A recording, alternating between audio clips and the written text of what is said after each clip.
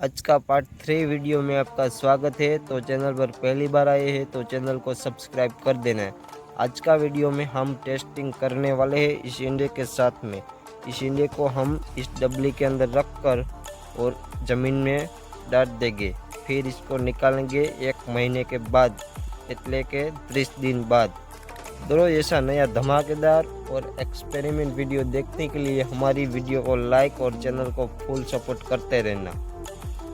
तो हमारी चैनल पर पहला पार्ट तो आ गया है, जाकर देख लेना। और ये दूसरा पार्ट है और तीसरा पार्ट में हम इसको ज़मीन से बाहर निकालेंगे 1 महीने के बाद और इंडिया के अंदर का राज देखेंगे।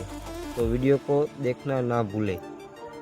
आज की तारीख है 1 तारीख नवंबर महीनो 2025 और अभी बजे है 12:30। हमारे फोन में टाइटेनियम है, आप ऐसा कुछ भी घर पे करने की ट्राई मत करें। पहले मैं एक सही जगह पर खड्डा कर लेता हूँ, बाद में इंडा को दफन कर देंगे 1 महीने के लिए। तो आप देख सकते हो एक पेड़ है बढ़िया सा, इसके नीचे मैंने एक खड्डा गाड़ा है और इसमें डबली और इंडा को रख दिया है। तो चलो इसको बूर देते हैं और 1 महीने के बाद निकालेंगे।